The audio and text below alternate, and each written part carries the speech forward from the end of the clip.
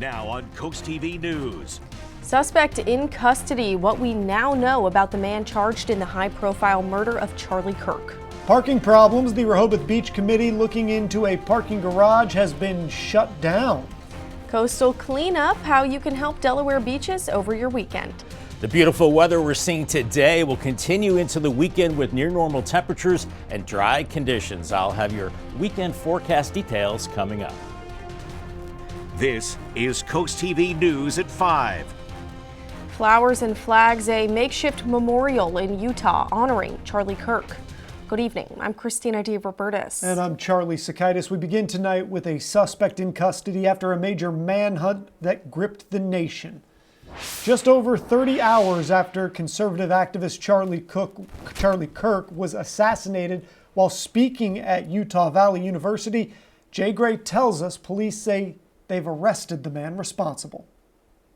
We got him. Utah Governor Spencer Cox confirming the arrest of 22-year-old Tyler Robinson, the suspect in the assassination of conservative activist and influencer Charlie Kirk. His family apparently recognizing Robinson in video and photographs from the crime scene, then confronting him. The 22-year-old reportedly confessing or at least intimating he carried out the attack. Investigators interviewed a family member of Robinson who stated that Robinson had become more political in recent years. Robinson mentioned Charlie Kirk was coming to UVU. They talked about why they didn't like him and the viewpoints that he had. In the community where he grew up and his parents still live, shocked that a neighbor is now an accused killer. No, the kid was smart, quiet. He never caused any problems. Back on campus, a small memorial remains, as does the emotion of those struggling to understand this tragedy. I sat in my son's school parking lot and I cried because I didn't want to leave my son at school, and it just hurts my heart that people can't just get along. Students now recognizing those emotions and memories of the attack will linger as they return to classes next week. I think it's always going to be a little different. I think there's been a shift, for sure. I mean, this isn't a violent area in the slightest. And that was probably one of the most grotesque acts of violence I've ever witnessed. Violence that's changed not only this campus, but the nation. Jay Gray, NBC News, Orem, Utah. And we heard from a political science assistant professor at Widener University on the impact of this assassination. Professor Jeremy Backstrom says the shooting highlights just how divided things have become in the country, but also what we all have in common. We often go and look at the other people that agree with different political viewpoints as almost being an enemy. But at the end of the day, these issues affect all of us, and that we have different solutions, different recipes to go and overcome these things. But at the end of the day, you're still an American.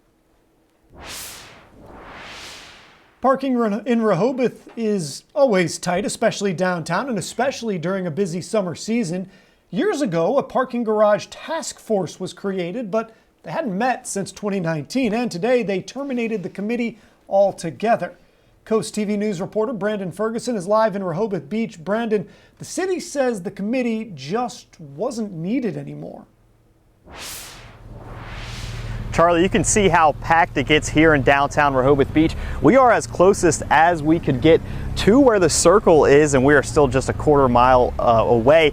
And in speaking with people in Rehoboth Beach, they say a parking garage could ease the parking problem, but the city says a parking garage, well, that idea is down the drain. The parking garage task force met for the first time this morning since 2019, but they didn't hone in on any solutions. Instead, they ended the group completely. Mayor Stan Mills citing that years-long gap in meetings as one of the reasons. The city tells CoastTV there is no future plans for a parking garage in Rehoboth.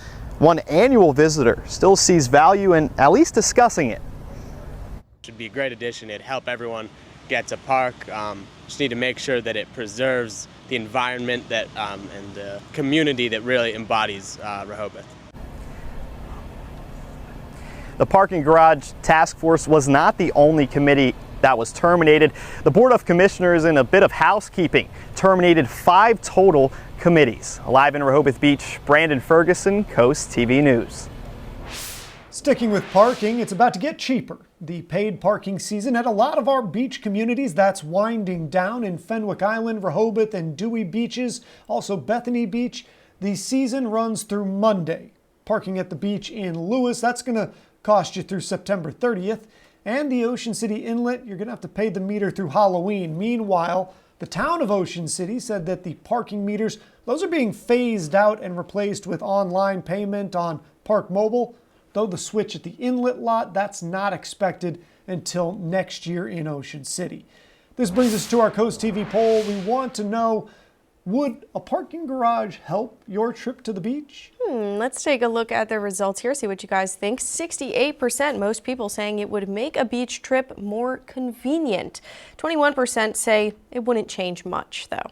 All right, if you still haven't voted in this, you can do that at coasttv.com. You can also leave a comment. You can also use our mobile app.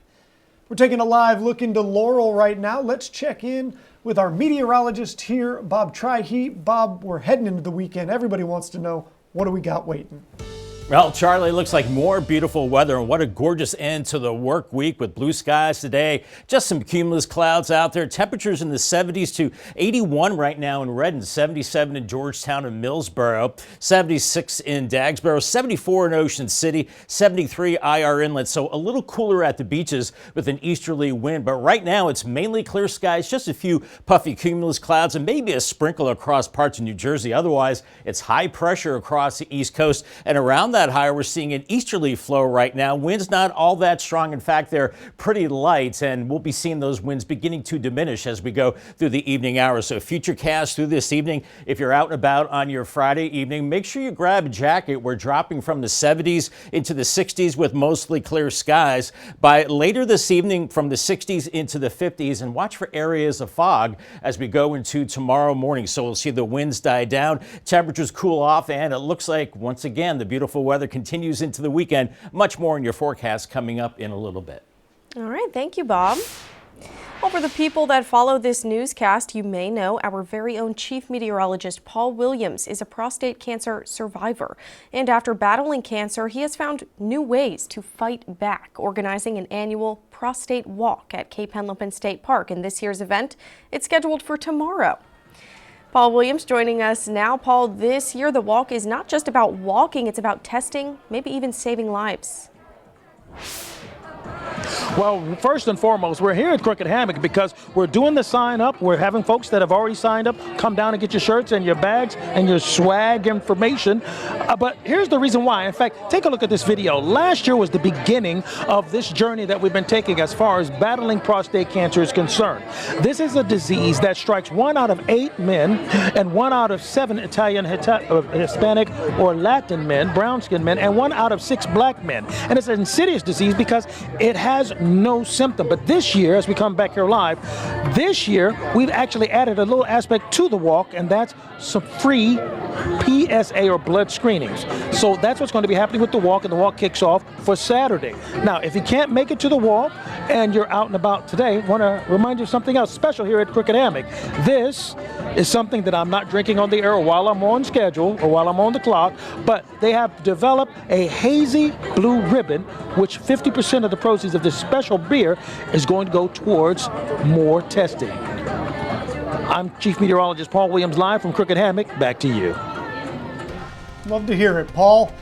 As part of their 9/11 Day of Service, the Habitat for Humanity of Wicomico taking a little time to help one specific veteran. We'll show you how.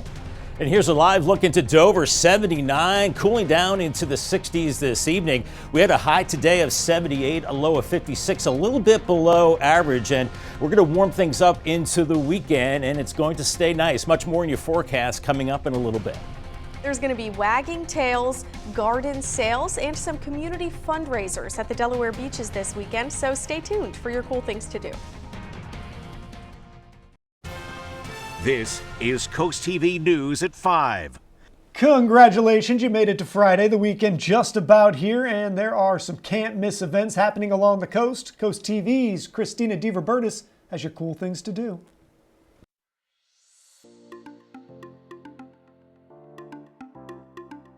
The kids are back in school, and for us, summer might be over, but for the dogs, it's prime beach season. There's no more restrictions, at least in Dewey Beach, and this Saturday is Dewey Dog Day. The town will celebrate dogs taking back the beach at Van Dyke Avenue from 10 to 2. The town will be offering discounted dog licenses, plus giveaways and prizes. And while the dogs are having their fun, volunteers will be pitching in up and down Delaware beaches for the 38th annual Coastal Cleanup. DenRec is hosting the event at more than 45 sites statewide, and you can join in from 9 a.m. to noon. In Rehoboth Beach, the Rehoboth Art League is hosting its second annual native plant sale from 10 to 2. Visitors can learn about native species, browse garden designs, and pick up plants from local growers like Bellaterra and the Inland Bays Garden Center. On Sunday at Shellville, a fundraiser in honor of Ryan Ennis, who passed away this summer after a 4-year battle with cancer. Proceeds will support his wife and 2 young children. And finally, our last cool thing to do this weekend is an annual event. It's organized by our very own chief meteorologist, Paul Williams, and we're here with him today so he can tell us more about the Walk for Prostate Cancer. Well, this is something we started last year, and that was the first run. But this time around, we're actually going to be providing what's called prostate-specific antigen test, or PSA blood test, where we're going to screen folks as they show up for the walk with our partners, with BB and all of that. And we also have a lot of other things. We have some icy treats as well as children's books for the kids. And also, we're going to have a cookout after the walk. And for those who want to register at the very last moment, 8 o'clock on that day at the Cape and Open State Park. And then we're going to have to walk at 10. It's going to be a great event for a great cause, and you can find all of the details and the link to sign up over on CoastTV.com. Just click on Cool Things to Do. What an absolutely gorgeous end to the work week for Delmarva. Lots of blue skies, just a few little cumulus clouds, but all in all, just really nice. And right now, here's a live look at the gutter helmet cam. The flag's waving a little bit with an easterly breeze. 73 in Ocean View right now. But grab that jacket this evening. Temperatures falling from the 70s into the 60s. And our 5-day temperature trend, well, we're finally going to warm to above normal levels. It hasn't happened much recently. 79 Saturday and then 83. That will be a couple degrees above the normal of 81 on Sunday. Back to 80 Monday. Then I think we'll see more clouds Tuesday and Wednesday. That cools us back into the mid-70s. And remember to join Paul Williams tomorrow at Cape Henlopen State Park at 8 a.m. for the Walk for Prostate Cancer. We're looking at lower 60s at 8 a.m. The weather will be good by 10 a.m. 71, and then by noon around 76 degrees. Now we have a beautiful weekend on the way, but not all is good. Here's the latest drought monitor. The yellow showing abnormally dry conditions from Crisfield to Chincoteague, Salisbury, and then up near the northern parts of Sussex County into southern parts of Delaware. So we do have the dry weather, really no relief on the way. Current temperatures in the 70s to 81 in Redden, 77 Delmar, 73 in Ocean City, 73 in Rehoboth. A little cooler at the beaches because you have that wind coming off of the ocean. Otherwise, this easterly wind will start to quiet down with time as we're seeing any kind of cumulus clouds pretty much fading out as we go into the evening hours.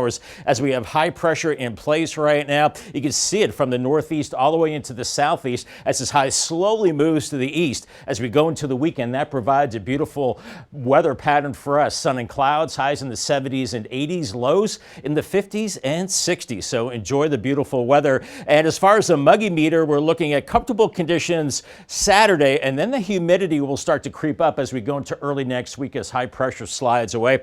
So this evening, we're seeing temperatures falling from the 60s and then upper 50s Saturday morning, maybe some areas of fog. And then by Saturday afternoon, upper 70s, really nice. And then by Sunday morning, you might need a jacket for church with temperatures in the 50s, maybe a little bit of fog. And then by Sunday afternoon, we're looking at temperatures into the 70s. I think some areas into the 80s as our flow is out of the east. And it's kind of light as we go through the next couple of days. And then that turns more out of the south next week. And it looks like our best chances for rain really don't come until Wednesday and Thursday with moisture coming up the coast. Right now, not a soaking rain, but we'll definitely need the rain at that time. 58 tonight, clear skies, fog possible late, 79 tomorrow, and then 83 on Sunday. Here's your Paul Davis 7-day forecast. Lower 80s Sunday, cooling down a little bit into early next week. 80 Monday, 76 Tuesday, and then that rain chance Wednesday into Thursday. And congratulations to Joe Johnstone from Lincoln, Delaware, on winning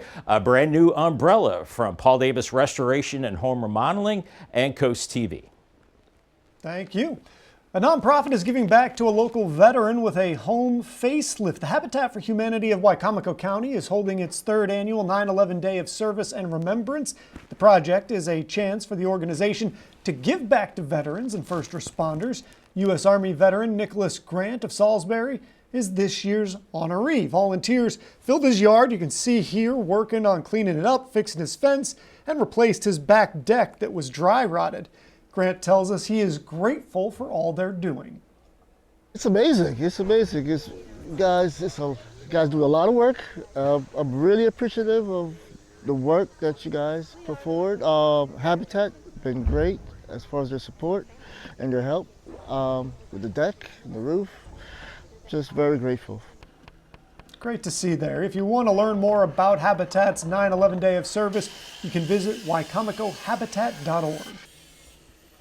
Well, fall isn't just for football, it's also for marching band. And the Delmarva Sports Network will cover 6 marching band competitions featuring over a dozen schools from across the peninsula.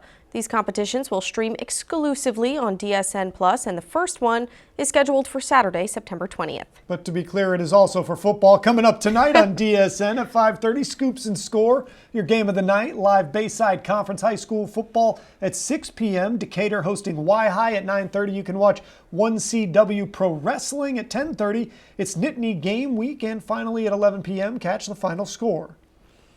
Coming up and over on DSN+, tonight we have Wicomico at Stephen Decatur at 6 p.m. Then also at 6 p.m., Middletown at Kent Island, 7 o'clock, Woodbridge at Sussex Central, and at 7, Cape Henlopen at Lake Forest. And coming up next on Coast TV News at 5, little libraries all over Maryland where you can find these free-to-use resources. Even though summer is on its way out, there are still plenty of options to enjoy the outdoors. The Maryland Department of Natural Resources encourages you to kick back and enjoy a nice book at one of their parks. Little free libraries can be found all over Maryland. Some locations include each of the camp host sites throughout Assateague State Park. You can grab a book, relax until October. For information on more of these locations, just visit maryland.gov. And now here's a live look into Dover. One more check on the forecast coming up after the break. Stick around. We talked about it earlier in the newscast. We're circling back now. Chief Meteorologist Paul Williams hosting the 2nd annual Prostate Walk event at Cape Henlopen State Park. That's tomorrow. But today, Paul is out trying to sign people up for the big event. Paul, fill us in on what you're doing and about this beer that's now a part of the takeover. We're on the back porch right now, Charlie. I'm basically accommodating the folks that are coming down that are signing up right now, and you can still sign up for the race. Now, take a look at this information. Just as a reminder, once again, we're going to be doing screenings, PSA screenings, blood screenings for anybody that shows up. You don't have to pay for anything or even be on the walk for that. That is a courtesy we do for you because we're raising money for the idea or the opportunity to screen guys for free. Because remember, if you wait till it hurts, it's way too late. And if you come down to Crooked Hammock tonight, you'll get a chance to sample this. This is the Hazy Blue Ribbon. It's a special brew that was made just for this walk. 50% of it goes towards the effort of screening. I'm Chief Meteorologist Paul Williams, live here at Crooked Hammock. Back to you. All right, Paul, boy, that beverage looked pretty good, and I saw you soaking in the sun there, and it looks like the weather will cooperate for the big walk as we go into tomorrow. If you're going out this evening, make sure you bring a sweatshirt or a heavier jacket because temperatures will cool down. We'll see the winds dying down and temperatures in the 70s early on, and then falling into the 60s as we go into the evening. Watch for areas of patchy fog as we go into your Saturday morning, but once again, for the walk tomorrow, I think we're in beautiful shape, looking at sun and clouds and temperatures in the 60s, and then warming to 79. Here's your Paul Davis 10-day forecast. Sunday's nice, partly cloudy, 83, 80 on Monday. Then we start to cool down with increasing clouds by Tuesday. Looks like our next rain chance, let's hope it's significant, comes Wednesday and Thursday. By next Friday, 81, and then by next weekend, looking dry. Mix of sun and clouds, highs in the 70s, lows into the 50s. All right, Bob, thank you. And thanks to you at home for joining us for Coast TV News at 5. For more news, more local weather, download our Coast TV News app. Inside Edition is up next. And we'll see you later tonight for Coast TV News at 6. Have a great evening.